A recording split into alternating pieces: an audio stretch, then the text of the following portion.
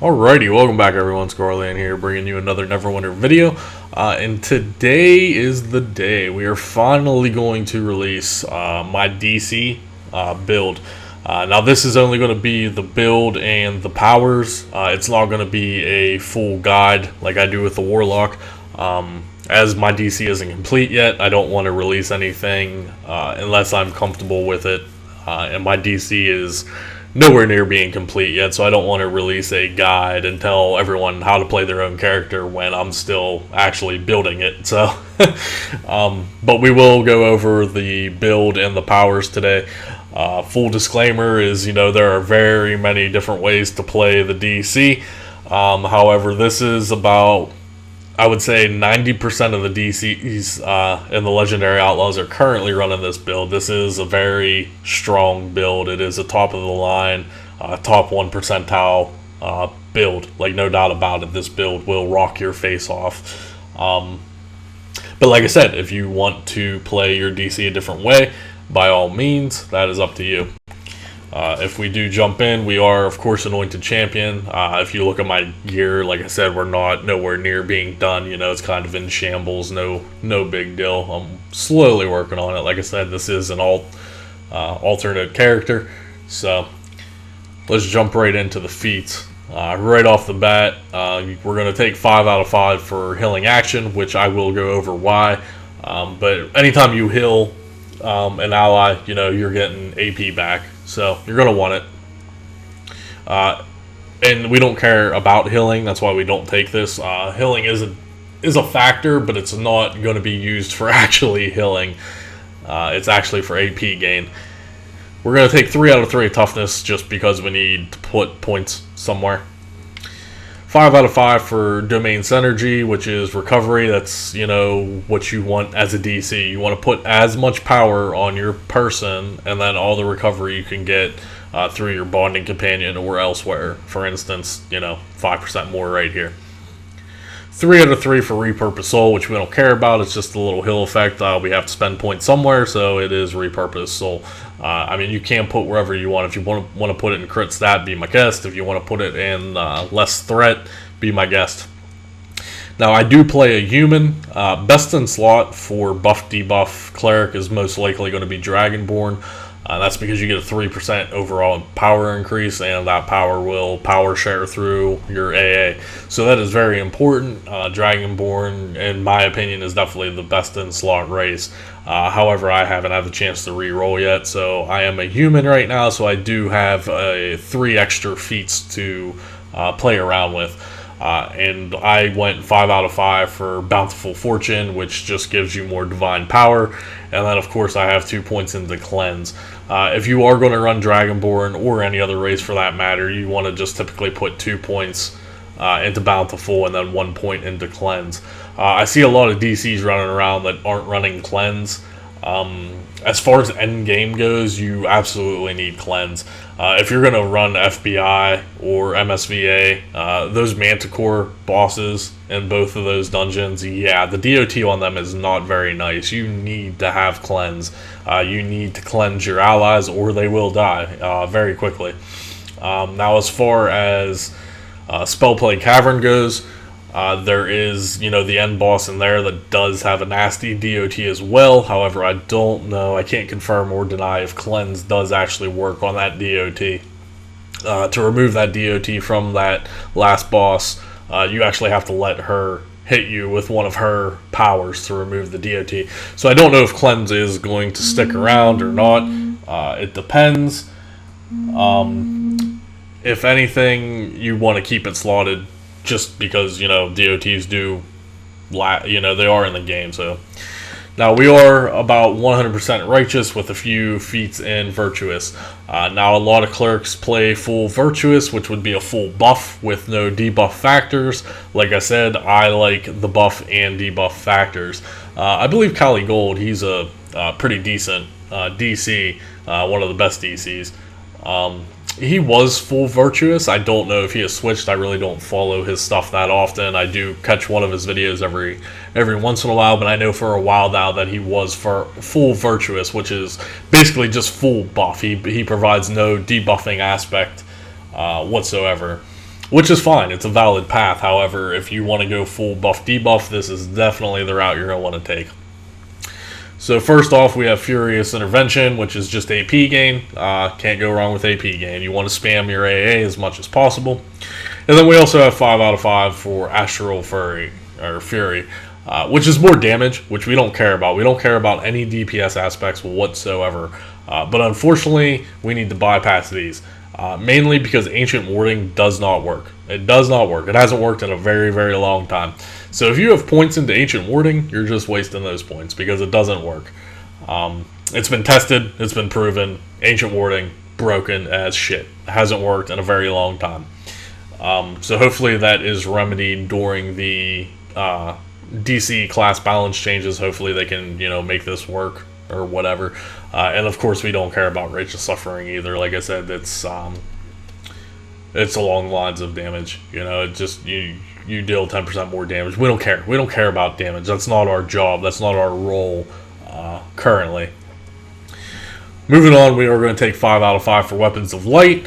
Any ally that stands within 30 of you, they're going to get 10% of your power. That's why stacking power on your character is so important. You're going to power share through AA. You're going to give 10% of your power to teammates, etc., etc., etc.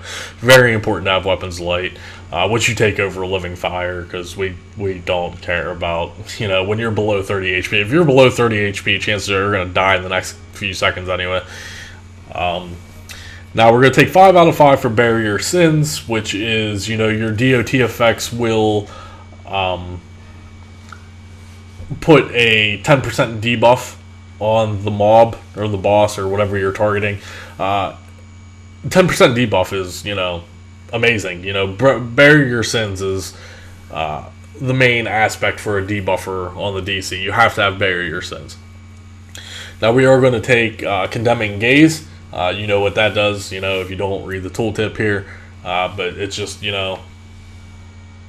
it's needed, Now, a lot of DCs, unfortunately, are taking, Fire of the Gods, which is basically when you crit on an enemy, you're going to set off a DOT, which will actually proc Bury Your Sins. However, we're going to be using stuff that has DOT effects anyway, so that's why we don't want to take the 5 points here, because we're going to need them in the Virtuous Path, as you can see anyway. And then finally, of course, Avatar. We all know what Avatar is. If you don't play a Cleric, then you can read the tooltip here. But yeah, Avatar is amazing. Basically increases your overall power and blah, blah, blah, blah, blah. So that's going to be the Righteous Path, guys. Now we are going to come up here and spend the remaining 15 points in Virtuous. Have Faith, which is Hill over time, get 5% damage resistance. So you are going to be using a Hill over time in your rotation. So, why not give your allies 5% more DR? Why not? Battle Fervor is the Blessing of the Battle buff. You increase your allies' power by 15% of your own. So it's all about that power share. That's why you want to stack as much power on your DC as possible. And then finally, we are taking 5 out of 5 of Gift of Haste. Now, I know you're all saying I'm crazy. Gift of Haste was nerfed a long time ago, back in like mod 7 or mod 8. I don't remember. Whenever haste clerics were a thing back then, with the perma bubble pallies, haste used to be cast instant. You used to get your AP regen instantly. Now it's a DOT. It still is a DOT, however, there's a workaround with it that you'll still be able to spam it, and not a lot of people know about it. It's probably going to get nerfed, but I'm telling you now, use it. You will like it. But that's going to be the entire build, guys. Now, like I said, this build is very strong. It is a buff debuff build. If you want to run full debuff, then be my guest. If you want to run full buff, be my guest. If you want to be a healing cleric, be my guest. If you want to be a DPS cleric, be my guest. But I'm just saying, end game, this is the build to go to. I don't take any credit for this. This was all the clerics and the outlaws discussed their builds without each other. This is what they came up with. This is solid material. This is going to work through mod 11. This will work up until they do the class balance on the cleric. So whenever that happens, then you're going to have to go back and relook and redo some things. But but there isn't any clarification or confirmation of when the class balance is being released. It could come in 11.5, it could come not all the way until mod 12. So it's going to be months and months down the road most likely. So this build is going to be very viable for at least a couple months, guys. Like I said, you can run the DC however you choose. However, like I said, your party is going to love you. You're going to replenish their AP so quickly that it's insane. As well as you're going to be debuffing the bosses as well as buffing your teammates. Plus you have AA. Like I said, it's the whole package. Now, if we do jump into the powers very quickly, you're going to be popping Astral Seal as your main at will. That's what you're going to be spamming. Now, this is what I'm talking about here. Healing Word. This is the only healing spell that the Gift of Haste will work with that will provide instant gratification. So if you do read Healing Word, it says it has 3 charges, and it will affect them with a DOT. However, if you hit them again with it, it replenishes the DOT. So basically, if you have high enough recovery, you can spam your Healing Word. When you're using Healing Word, you want to make sure your allies are in the bracket. As many people as you hit, the more AP is accumulated. So you'll notice I will get some green healing things on me. That's my AP being refreshed right there. That's one of the things they nerfed and added into the game to realize that you did have haste on you. But like I said, you can spam this, and each time you spam this, they're going to gain AP. It's not going to be that DOT effect. Now, like I said, if you have high enough recovery, you're going to have virtually no downtime on that spell whatsoever. Unfortunately, I don't have a bonding companion, and my recovery is only 8k, so that's why I do have cooldowns on it. However, yeah, Healing Word, bread and butter. Try it out at the very least. I guarantee you will start using it. Jumping back into the powers now that I've given one of the biggest secrets out for the DCs. Now, like I said, there are other healing spells, like Bastion of Health. It will proc Gift of Haste. However, you can only cast Bastion of Health once. Therefore, you can't stack it, per se. I doubt this is working as intended. This is probably not how this is supposed to work. Like I said, they did nerf haste clerics back in the day. Like I said, it was either mod 7 or mod 8. But that's, all the DCs at that current time were running full virtuous. Because it was all about AP regeneration. Well, now it's all about AP regeneration now as well, but there's ways around it so you don't have to have that DOT effect, so you'll be gaining your AP back almost instantly. Now, we are still using Hallowed Ground. However, it's all about Anointed Army. Hallowed Ground is used if you're running 2 DCs and you want to pop down Hallowed Ground just for a few more buffs. And you don't need the survivability that AA gives of double stacking AA, so you can even pop a Hallowed Ground. Chains of Blazing Light you can use when you're actually soloing things for self DPS. I very rarely ever have this in group play. Practically never. I don't have this slotted during when I'm in a party doing a dungeon or anything. Now, your first personal is going to be Holy Fervor, which is AP gain. Like I said, my Cleric is a work in progress. I don't have 4 out of 4 in most things. But yeah, this will be eventually 4 out of 4. It's just AP gain, can't pass it up. Now, Forge Master's Flame is going to be used if you're running 2 DCs. You want to talk with the other Cleric in your party and say, hey, are you running Forge Masters or are you running Break the Spirit? Because Break the Spirit does not stack. So if both your DCs are in the party casting Break the Spirit, it's irrelevant. You're only going to get the effects of 1. So if you're running 2 DCs, you want to make sure that you are casting either Forge Masters or you're casting BTS. Because Forge Masters does have debuff capabilities as well as a DOT. It will proc your Barrier Sins, etc., etc., etc. I actually used to use Forge Master's Flames before I added Healing Word into the rotation, so now I simply just don't have any room on the bar. So yeah, Forge Master Flames if you're running 2 DC. If you're the only DC, you want to be running Break the Spirit, but if you are the second DC, then you need to discuss who's running what. Blessing of the Battle is just a power increase for your teammates. That's why we take the feat and the Virtuous Tree.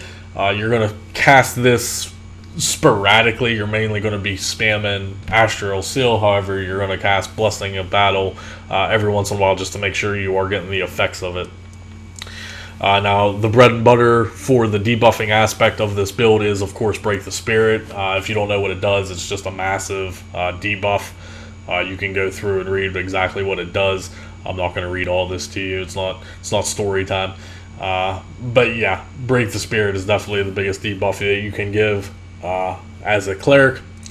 And then also we are going to use Divine Glow. Divine Glow has a number of purposes. It does have a DOT feature, it is a buff debuff feature, and it is a healing feature. There's a lot of aspects just from this encounter alone. So that's why we do keep it slotted. Plus it is part of the rotation. And then, of course, Anointed Army. We all know what Anointed Army does, the power share and the invulnerability that it gives. Simply cannot be passed up. If you cannot spam your AA, that's what you need to be working on. You need to get your power as high as possible on your person itself. And then your bonding companion should be 100% recovery. A lot of clerics don't know. It was changed a long time ago that power share from your bonding companion through AA doesn't work anymore. So stacking power on your bonding companion is practically useless unless you want to be a DPS cleric. Then, you know, whatever floats your boat at that point. But yeah, you want to stack as much recovery as possible on your bonding companion.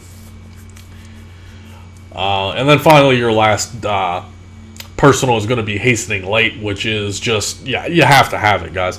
Anytime you cast your AA, you're going to lower everyone's encounters powers in the party by 4 seconds. For instance, my Warlock, my Killing Flames is like a 10-second recast time if, you know, I don't have anything procced or my recovery's down or whatever. I'm just saying, Killing Flames usually has a 10-second cooldown. Well, if the cleric pops, you know, AA, my Killing Flames drops down to 6 seconds. If my Killing Flames is already on cooldown at 6 seconds and they popped AA, then it's going to drop down to 2 seconds. So every time they cast AA, 4 seconds off all your encounters. Now, as a cleric, your main goal is to be spamming AA, so you need to, you know, get as much AP gain, as much recovery as possible. That way you can be perma AA, is what they call it, you know, perma AA, which my cleric is not. I can get off about 3 to 4 AA before I see a slight delay where then I have to try to build my AP up quick enough. But unfortunately, by that time, mostly everything's dead anyway, so it doesn't matter. But yeah, I don't even have a bonding companion, and I'll show you guys that my AP gain is still pretty high.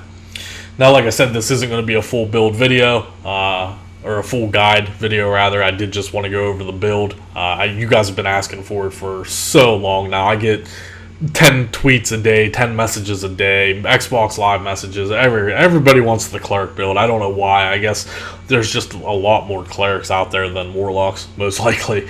But the cleric build that I've provided, like I said, is going to be top of the notch. I'm not trying to be egotistic. If you want to play a cleric a different way, that is totally up to you. However, like I said, at least 90%, 90+% of the current DCs and the Outlaws is definitely running this build, no doubt about it. Now, just a very fast rotation. We'll go slow. So you're entering battle. You're going to pop AA for everyone. You're going to hit your sigil. You're going to immediately go into your divinity. You're going to cast 1 Divine Glow, Break the Spirit, fully empowered Break the Spirit, cast your Healing Word. AA is back up from your sigil. Healing Word, Divine Glow, spam your at wills, you know, get another Blessing of Battle, get another Healing Word in there. Let's debuff time again, so Divine Glow, Break the Spirit, fully empowered Break the Spirit, Healing Word, Divine Glow. As you can see, AP's up again. And you can, you know, do another Healing Word, Break the Spirit, Healing Word, Divine Glow's up again, all while spamming, you know, your at wills. 1 more Healing Word. There's another AA going out. It's debuff phase, Divine Glow, Break the Spirit, fully empowered Break the Spirit, Healing Word, Divine Glow. As you can see, guys, you know, it's very easy. It's a very easy rotation once you get it down, and that's what you're going to be doing non-stop. As you can see here is where my AP struggles a little bit. I think I got like 4 AA off, but then I don't have the recovery to get it back up. But yeah, I mean, that's going to be your rotation. Those are the powers that you're going to be using, and that's the build that you're going to be using. If you want to be, like I said, a buff debuff DC. Like I said, you can go full debuff. You might want to check out Kali Gold stuff. Like I said, I don't know if he still runs full Virtuous or not, but it's something to look into. There's numerous ways to play the Cleric. I know this. But this is by far one of those superior ways. Like I said, Healing Word is just... there's no way around it. It's definitely broken. This shouldn't be working as intended. You definitely want to use Healing Word. If you're not, I guarantee your teammates will notice a significant increase in their overall damage and their AP generation. But if you guys have any questions or concerns, leave a comment below. If you do play a DC as your main and you want to add to the discussion, or maybe I said something you don't agree with and you want to debate about it or discuss it, then feel free to leave a comment below. I'm sure I'm going to get a lot of hate for this video because I get a lot of hate to begin with just because I'm me, I guess. But yeah, now that I'm actually releasing this DC build, yeah, I'm sure a lot of people are going to disagree with a lot of things that this build contains. But hey, it's up to them. If they want to run a different build or do their own thing, then by all means. But it is what it is, guys. It's a game. It's meant to be fun. You guys have any comments? It's going to conclude the video. I think I covered everything I need to. Like I said, the full guide to the DC will come out eventually. It's just a matter of whenever I finish my DC personally. Just looking at some normal statistics, I'm at like 35k base power, a little less than 8k recovery. Most endgame DCs are probably about 43 unbuffed, so I'm not too far off. And then, like I said, my bonding, I have to get my bonding companion. I want to get to my, recovery to at least 25k when fully proc. I'll be perma at that point. I'll be perma everything at that point. My cooldowns will pretty much be non-existent for the most part. But yeah, if you guys enjoyed the video, let me know. If you guys have any questions about the Cleric, let me know. I am by far not the best Cleric in the game. I am a novice, like I said, but, I do know what I'm talking about for the most part. I do have a lot of good information that is passed to me. So we're going to wrap it up there, guys. Like I said, the full build, full guide, and everything will eventually come. I probably won't release the full guide until after we see what the Cleric class balance changes bring to the table. Alright, I'll see you.